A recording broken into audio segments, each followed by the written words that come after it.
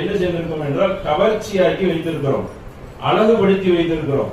இப்படி மறுமை வாழ்க்கை சோதனைக்கு தானே, சோதனைக்கு தான் நம்ம வச்சிருக்கிறோம். அப்ப சில சோதனைகள் வைக்கணும். எப்படி வைத்திருக்கிறேன் என்றால் குப்பு சகவாத்தி மின நிசாயி வ பனீன, பெண்களையும் கவர்ச்சியாக்கியிருக்கேன், ஆண் பிள்ளைகளையும் கவர்ச்சியாக்கியிருக்கேன்.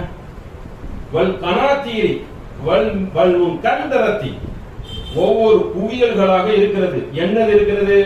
மீன தகவி வல் சித்தத்தி, தங்கங்களும் வெள்ளிகளும் குவியல் குவியலாக இருக்கும், பார்த்தா கவர்ச்சிகரமாக இருக்கும். இப்படிதான் வச்சிருக்கிறேன். தங்கத்தை வைத்திருக்கிறேன், வெள்ளியை வைத்திருக்கிறேன். முசவமத்தி, அழகான குதிரைகள்.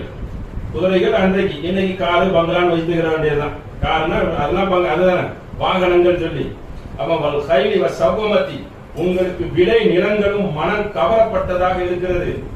இதெல்லாம் கவர்ச்சி ஆகியிருக்கேன். அதோட நிறுத்தற வல் அன் ஆமி வல் ஹஸ், விலை நிலங்கள் கால்நடைகள், இதையும் கவர்ச்சி ஆகியிருக்கேன்.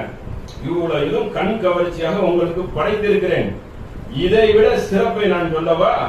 தாலிக மதாவுல் ஹயாத்தித் துன்யா வல்லாஹு இன்தஹு ஹுஸ்னு மஆல் பாப், இவ்வுலக வாழ்க்கை வசதிகள் அல்லாஹ்விடம் இதெல்லாம் என்னது? அது அற்பமானது, உங்களுக்கு மறுமையே சிறந்தது. அல்லாஹ் சொல்றான். இதெல்லாம் சுட்டி காட்டி விட்டு இதை விட சிறந்தது இருக்கிறது, இதெல்லாம் கண் கவர்ச்சியா நான் தான் ஆக்கியிருக்கேன், இதெல்லாம் அல்லாஹ்விடம் என்னது? சாதாரண ஒண்ணு என்று அல்லாஹ் சுப்ஹானஹு வ தஆலா நமக்கு விளக்குகிறான். அந்த துனியாங்கிறதுக்கு ஒரு அர்த்தம் தெரிஞ்சுக்கிறான். துனியான்னு சொன்னா தனா, தனா என்ற மூலச்சொல்லிலிருந்து ஒரு தனா என்றால் தாழ்ந்தது. நம்ம தாழ்ந்ததுக்கு தான் அதிகம் ஆசைப்படுறோம். உலகம் ஆசை இல்லை, பேராசை. அப்போ அந்த அளவுக்கு பயங்கரமான மூழ்கி கிடக்கிறார்கள், அவனை தூக்கி நிறுத்தவே முடியாது. உலகன் மறுமைன்னு கேட்டா உலகன் தான் உளுந்துருவான் போல இருக்கு. அதிகமான மக்கள் உளுந்துருவான் இல்ல, உளுந்து கிடக்குறாங்க, மூழ்கி உள்ள கிடக்குறாங்க, தூக்க முடியல. அந்த அளவுக்கு என்ன செய்றாங்க? சொல்லளவில் இருக்கிறாங்க, தியாக அர்ப்பணிப்புல பின்னாடிதான் இருக்காங்க. அப்ப அல்லாஹ் இவ்வளத்தை என்ன செய்திருக்கான்? ஜீனத்தில் நாஸ், கவர்ச்சியா வச்சிருக்கான். உங்களை சோதித்து பார்ப்பது. இதுல போய் விடுறீங்களா?